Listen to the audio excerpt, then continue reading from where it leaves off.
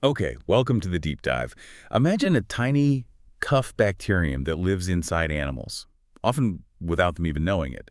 But it can cause big problems for farms and jump to humans in, well, unexpected ways. Today, we're taking a deep dive into that hidden threat, Q fever. It's a really fascinating subject, actually, because it really highlights how interconnected animal and human health are, Yeah. It's a disease that maybe doesn't get as much headline attention as some others, but its impact is incredibly significant, especially for people who work closely with animals. And to really get our heads around it right from the source, we've been digging into your material, detailed veterinary study guides covering livestock and also specific info on how it shows up in companion animals, cats and dogs. Yeah, those sources give a really comprehensive picture from the animal perspective, the biology of the bug itself, its sneaky behavior, how it affects different species, and the practical challenges vets and farmers face trying to manage it. So our mission here is to navigate all this information for you.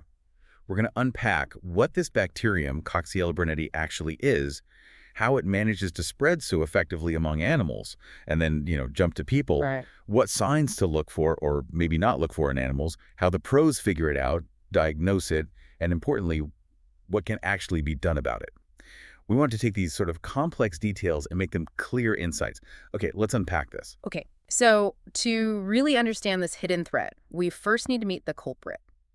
It's caused by a specific bacterium, Coxiella burnetii. And what makes this one interesting based on the sources is its nature. It's described as obligate intracellular. What does that actually mean? It means it absolutely has to live and replicate inside the cells of its host. It just can't survive and multiply freely on its own out in the environment. It needs that host cell machinery. Okay, needs to be inside.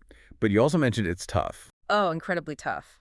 Beyond needing a host cell, it's remarkably resilient when it is outside. It's highly infectious. Like, you often don't need a huge dose to get infected. Oh, yeah. And it's very resistant to drying, heat, and even many disinfectants. So it can hang around in the environment for a really long time. That's a Yeah. huge factor in why it persists and spreads so well. Right. And just a technical point from the sources for anyone working in a lab setting, it's gram-negative, but it's tricky. It doesn't stain well with the standard gram stain. You usually need special stains like GMSA or stamp stains to actually see it properly under a microscope. So it's a tough, stealthy bug, hides inside cells, hangs around outside, and it seems it's not too picky about who it infects. Not at all. It has a surprisingly broad host range. I mean, the main reservoirs, the big sources for human infection are definitely domestic ruminants, so sheep, goats, cattle. Okay. But the list goes on. It infects companion animals like cats and dogs, camels, pigs, horses, rabbits, poultry, and then wildlife too. Things like deer, elk, kangaroos, even certain birds can carry it. And here's where it gets really interesting and maybe a bit concerning. The sources really hammer home its zoonotic nature. This thing jumps from animals to humans. Absolutely. It's a major zoonosis. And the most critical way people get infected, according to all the sources, is by inhaling contaminated aerosols. Dust, essentially. Aerosols. Like a bird. Exactly. This is really key to understanding the risk. Infected animals, especially those sheep, goats, and cattle, shed incredibly high concentrations of the bacteria, particularly during birth or abortion. Oh, okay. Think about the placenta, the amniotic fluid, fetal tissues. They become absolutely loaded with Coxiella burnetii. And when these materials dry out, They turn to dust. precisely, the bacteria become aerosolized, carried on dust particles, and they can travel, quite significant distances on the wind. So just being downwind of a farm where an infected sheep, say, has just lambed, Yeah. even if you never go near the animal or the afterbirth, you could Yeah. potentially breathe it in. That's the risk. That environmental persistence combined with its ability to become airborne during a really common event like birth. That's why it's such a public health concern. And it's even listed as a potential bioterrorism agent because it's so infectious via aerosol. Wow. So understanding that massive shedding event in animals is absolutely fundamental to understanding the human risk. Okay, so we know the bug, Coxiella, and we know it makes the jump to people, mainly through the air. Mm-hmm. How does it specifically spread through animal populations and then, make that leap to us? Well, the main players keeping the cycle going are those domestic ruminants we mentioned, sheep, goats, cattle. They're the primary reservoirs and the source of most human infections. Right. But like we said, other animals, including our pets and wildlife, they can also get infected. And they might play a role, maybe more locally, in transmitting it. And you mentioned ticks earlier. How important are they in the grand scheme? Ticks can carry and transmit C. Burnetii between animals, yeah. But the sources are pretty clear compared to inhaling those aerosols from birth products. Tick bites are a much, much less significant route for human infection. Okay. They're more relevant for just keeping the infection circulating within animal populations. Got it. So aerosolized birth products, that's the big one for people. Let's just break down those transmission modes again based on the sources. Okay. Number one, most common, most impactful for both animals and humans. Inhaling contaminated aerosols. And this is dramatically amplified during and right after births or abortions because those materials are just so heavily loaded with bacteria. That image of airborne dust from birth materials really sticks with you. What are the other ways? Well, direct contact is another route. So touching infected animals, their tissues, or, contaminated surfaces in barns or pastures. Makes sense. Ingestion is less common for humans than breathing it in, but it can happen. Usually by drinking unpasteurized milk or eating unpasteurized dairy from infected animals. Ah, so pasteurization helps there. Big time. Ticks, as you said, mostly animal to animal. And then shedding in feces and urine also contributes to contaminating the environment, which can then, lead to aerosols later on when it dries out. So it's got multiple routes out, contaminating the place, but those births or abortions are like flashpoints for spreading it through the air. That's exactly the crucial point. That reproductive event is the main engine driving transmission, both to other animals and, importantly, to humans. Okay, let's shift gears a bit. What happens once an animal is infected? What does this bacterium actually do inside its body? In those main reservoir hosts, like sheep and goats, the bacterium seems to have a strong preference, a tropism, for reproductive tissues. It particularly targets the placenta in pregnant animals. So I head straight for the placenta. Exactly. It gets in there and replicates extensively within the cells, causing pretty severe inflammation and damage. That condition is called placentitis. And this placentitis, Yeah. that leads to the problems. It leads directly to reproductive failure. That's often the most noticeable consequence you see in affected herds or flocks. It commonly results in abortions, often late-term, stillbirths, or sometimes the birth of weak offspring that just don't thrive. And that disastrous reproductive event is also the moment of that massive shedding we keep talking about. Precisely. That birth or abortion process releases absolutely huge numbers of bacteria into the environment through the damaged placenta, the fluids, other tissues. It's the primary driver for new infections. Do the animals develop any immunity? Can they fight it off? They do develop antibodies, yeah, which vets can test for later. But, and this is a key point from the sources, developing antibodies doesn't necessarily mean the animal clears the infection entirely or stops shedding the bacteria. Oh, really? Yeah, the organism can persist in tissues. Yeah. Particularly the reproductive tract and the mammary glands seem to be places it can hide out. This allows them to remain carriers, sometimes shedding intermittently, potentially for life. Wow, that persistence makes control sound incredibly difficult. So what about the actual signs? What might we see in these animals? Given that many might be carriers without symptoms, this seems really tricky. It is very tricky. The sources definitely highlight that. Clinical signs are often subtle or sometimes completely absent. That's a major challenge for diagnosis and control on a farm level. Reproductive failure, especially abortion, that's the most prominent visible sign in ruminants. So focusing on sheep and goats, the main reservoirs, what's the classic picture, if there is one? Abortion is the most common sign you'd see. Frequently happens late in gestation. Sometimes you might just see individual animals aborting, but other times it can sweep through a whole flock. They call that an abortion storm. That can have a huge economic impact. I bet. You also see stillbirths, weak newborns that don't survive. And if you were to examine the placenta from an aborted fetus, you'd often see clear signs of that severe placentitis. It looks thickened, maybe necrotic, damaged. Infertility can also be a longer-term issue in the flock. And the asymptomatic part is really critical here, isn't it? Absolutely crucial. Many infected adult sheep and goats show no outward signs of illness at all. They look perfectly healthy, yet they can still shed absolutely massive amounts of bacteria during their next birthing event. Right. This is a major reason why Q fever is so hard to control. You can have these apparently healthy animals acting as significant sources of infection, contaminating the environment. What about CATA? Are the signs pretty similar to sheep and goats? Broadly similar, yes. They experience comparable reproductive problems. So abortions, stillbirths, retained placentas, sometimes infertility.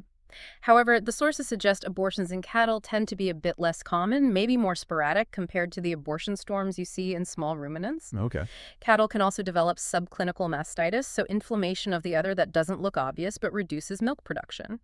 And, just like sheep and goats, cattle can shed the bacteria in milk, feces, and especially birth products, often without showing any clinical signs of being sick themselves. Asymptomatic shedding is common. Now, this is fascinating. The sources also talked about companion animals, Yeah. cats and dogs. What's the story there? Yeah, this adds another interesting and maybe slightly worrying layer, especially for pet owners or vets working in small animal practice. Cats and dogs can definitely be infected with Coxiella burnetii, Okay. but very often they are asymptomatic. They might not show any signs at all that they're carrying it. So my dog or cat could potentially have this and I wouldn't know. It's possible, yes.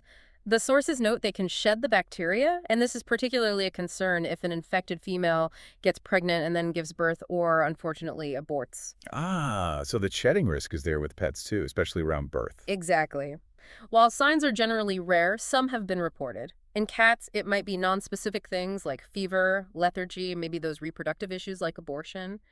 For dogs, the signs can sometimes be a bit more specific, surprisingly, including neurological issues. Neurological. Like what? Things like ataxia being wobbly or uncoordinated, or even seizures, suggesting some kind of inflammation in the brain or spinal cord. That's really unexpected neurological signs in dogs from Q fever. It is, isn't it? And it can make diagnosis tricky, obviously. The sources mention one physical exam finding that might sometimes be the only clue in dogs is an enlarged spleen, what vets call splenomegaly. Okay. And of course, a vet would be asking about the history. Has this dog or cat had contact with farm animals, been around sheep or goats, visited farms, any history of tick exposure? That context becomes really important. So if a cat aborts unexpectedly, or a dog shows up with weird neurological signs, or maybe just an enlarged spleen, and there's any history of potential exposure, Q fever should be on the vet's list. Exactly. It needs to be considered as the differential diagnosis, particularly because of that potential, even if low, for shedding and transmitting it to humans handling them or their environment. Given how often it's silent or the signs are so vague, how do vets actually pin this down? How do they diagnose Q fever in animals? Yeah, it's not always straightforward. Diagnosis really relies on having that clinical suspicion first based on the signs, like abortions in a flock, or the animal's history, and then combining that suspicion with specific laboratory tests. What kind of samples do they need to collect? Well, the best samples for directly detecting the bacteria itself are tissues from an aborted fetus or the placenta.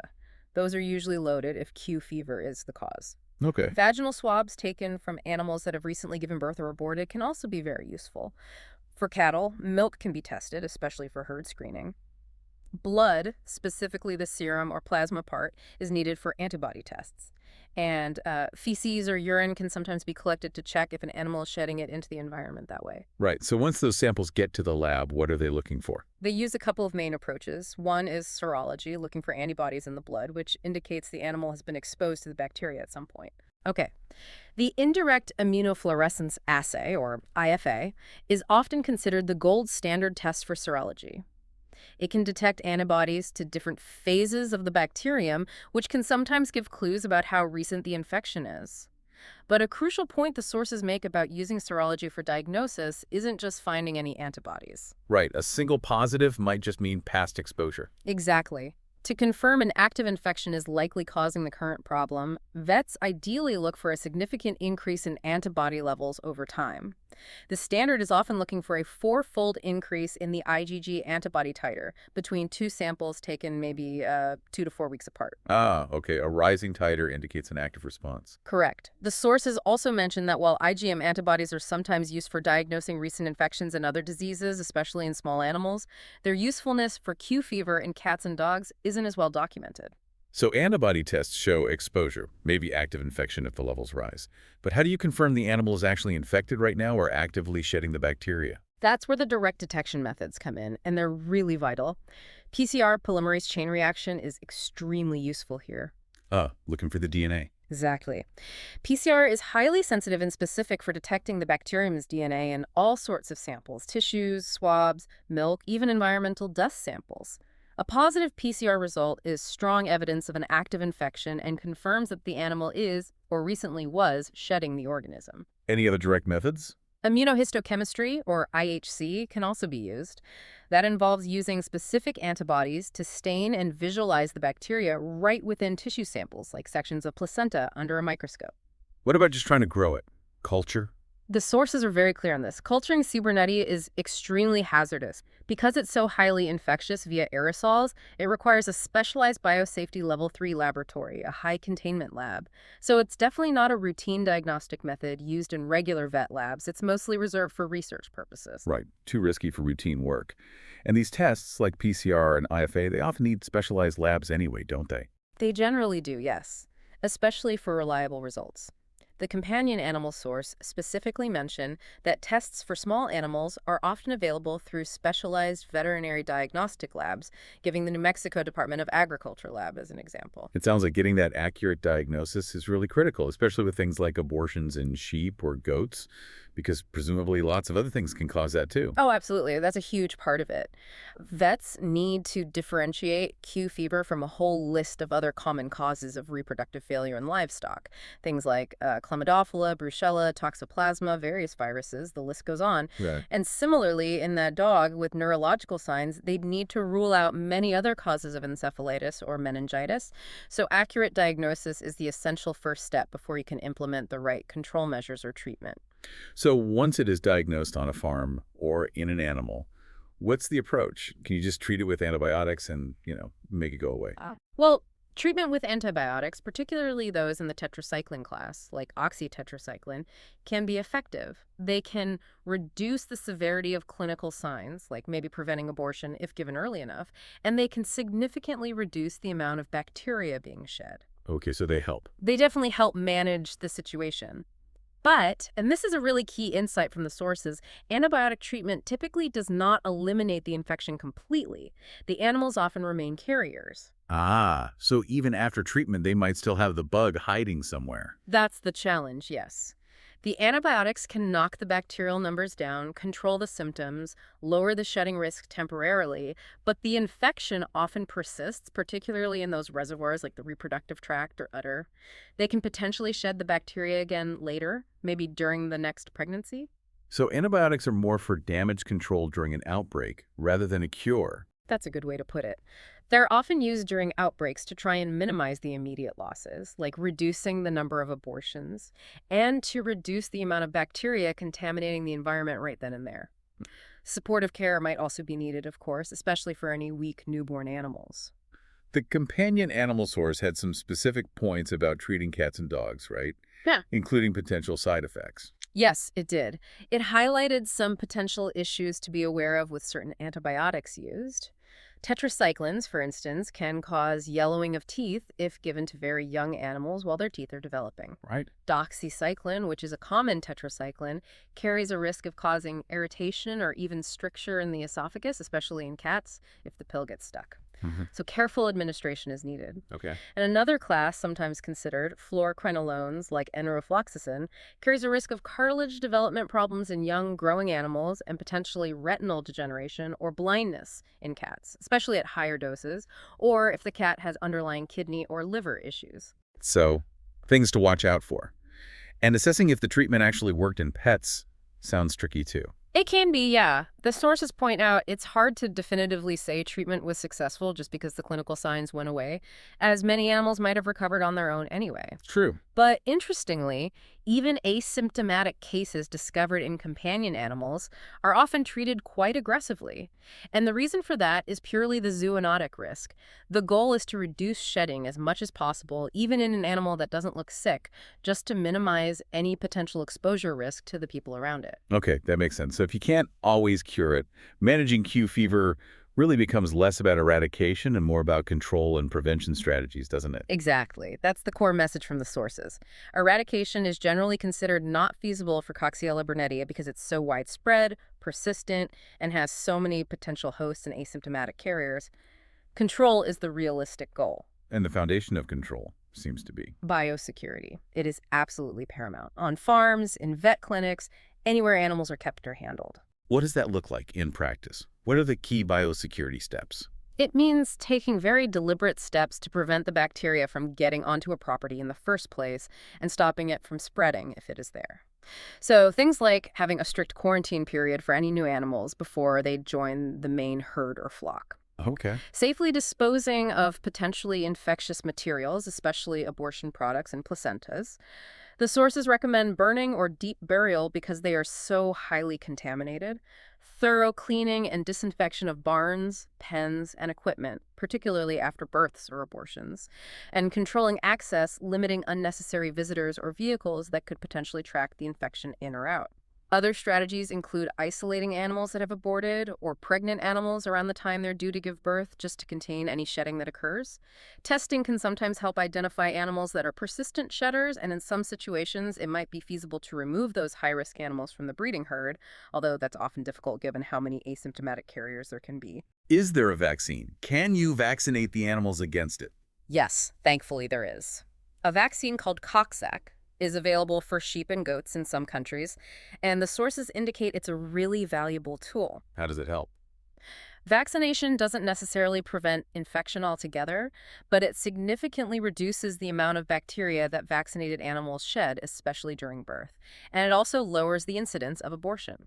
So it cuts down on the two biggest problems, the reproductive loss and the environmental contamination. Exactly. By reducing shedding, it directly reduces the level of bacteria in the environment, and critically, that lowers the risk of human exposure. The recommendation is often to vaccinate young replacement animals before their first breeding season in areas where Q fever is known to be common. That sounds like a really effective intervention, hitting that key shedding event.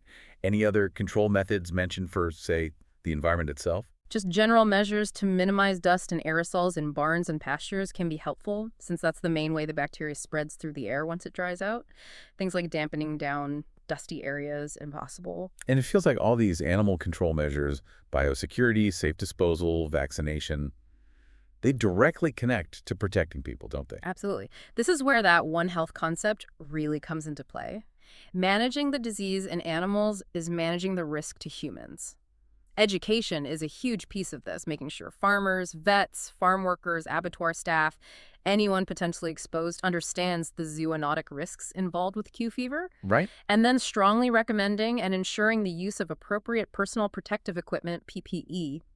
The sources specifically mention masks, particularly N95 respirators or equivalent, to protect against aerosols, plus gloves and protective clothing, especially during those high-risk activities like assisting with births, handling placentas or aborted materials, or even just working in potentially dusty environments during lambing or calving season. And you mentioned pasteurization earlier, too. Yes, a simple but highly effective public health measure. Pasteurization of milk and dairy products effectively kills C. Burnetii, eliminating that potential route of exposure. This really brings us to why this deep dive matters to you, the listener. Let's talk more about the human side of Q fever. Who's most at risk? Q fever is recognized globally as a significant occupational hazard.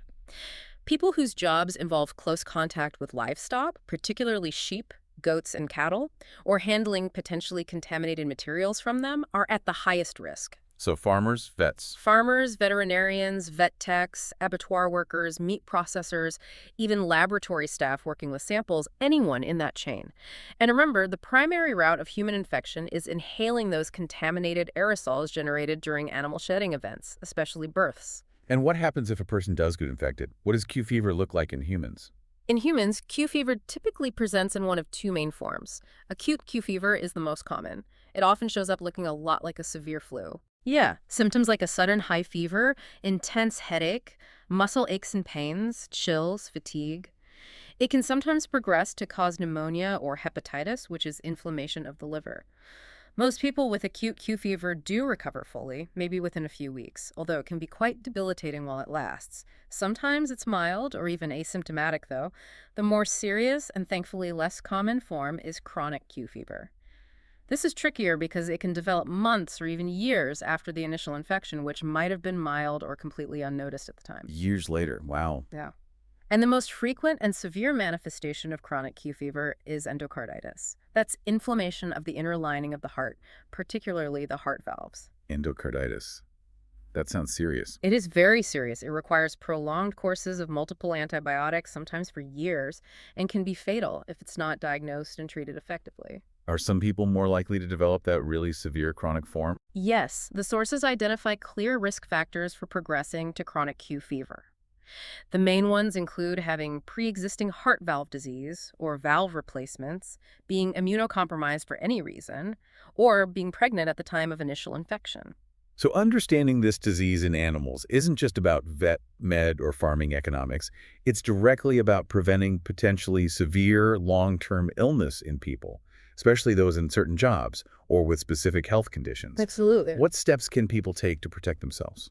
Well, awareness and education about the risks are fundamental, especially if you're in one of those occupational groups. For those at risk, using appropriate PPE is essential, particularly wearing N95 respirators or equivalent masks when working in potentially dusty environments like barns during birthing season, or when handling placentas or aborted fetuses. Okay, masks are key. Masks, gloves, protective coveralls, good personal hygiene like washing hands thoroughly after any contact with animals or potentially contaminated areas.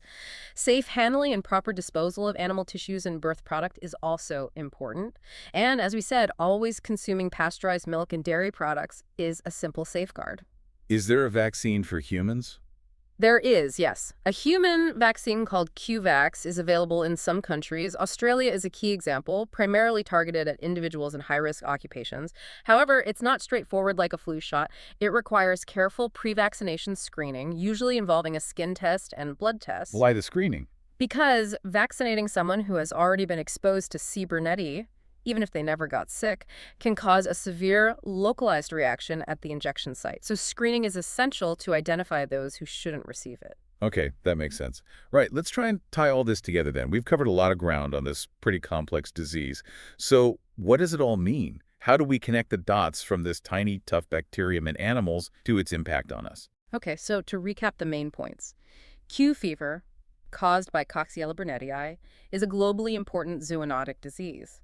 It often causes quiet or subtle infections in its main animal reservoirs, sheep, goats, cattle. But it can cause significant economic losses through reproductive failure, those abortion storms. And critically, despite often being silent in animals, it represents a major occupational hazard for humans who work with them, mainly because people inhale those aerosols generated during animal births. Exactly. So effectively combating this disease needs a multi-pronged approach. You need accurate diagnosis using tools like serology, remembering that four-fold titer increase is key, and PCR to find the DNA. Right. Implementing strict biosecurity on farms is absolutely paramount to prevent spread. While antibiotics can help manage outbreaks by reducing signs and shedding, the key takeaway is they usually don't eliminate the infection, so animals often remain carriers. And vaccination of livestock. Where available, vaccination of livestock, particularly sheep and goats, is a crucial tool. It really helps by reducing shedding and abortion rates, which directly cuts down environmental contamination and lowers the risk to both other animals and, importantly, humans. Now, on the human side, it comes down to awareness, education, and people taking those protective measures. PPE, hygiene, pasteurization. Precisely. And it's worth just quickly bringing in that companion animal piece again, remembering that even our common pets, cats and dogs, can potentially get infected, often without showing signs. Right, the silent carriers. Yeah, and they can potentially shed the bacteria, especially around birth. It just adds another layer to this complex picture of how the bug moves around, and it really underscores the need for caution, like the source mentioning using PPE when handling birth materials, even from a pet cat, just as you would with livestock. That really does bring home how interconnected everything is. It certainly does. It's a classic One Health problem. So you've just taken a deep dive with us into the world of Q fever. We've explored this bacterium that's incredibly tough, survives unseen in the environment, can hide silently in many different animals while causing significant problems on farms, and poses a real, sometimes quite severe, threat to people, often just because of their jobs or where they live. And this disease, Q fever, is really a prime example of that One Health concept in action. It demonstrates so clearly how the health of animals, the health of humans, and the state of our shared environment are all inextricably linked. You can't effectively manage a disease like this without looking at the whole system, not just the human cases or just the animal cases in isolation. Absolutely. And here's a final provocative thought for you to maybe chew on. How do diseases like this, Hmm. ones with seemingly subtle or even non-existent signs in their main animal hosts, combine with the organism's surprising ability to survive and spread unseen in the environment? How do these represent such a persistent and serious public health challenge, often operating right under our noses? Something to think about as you go about your day.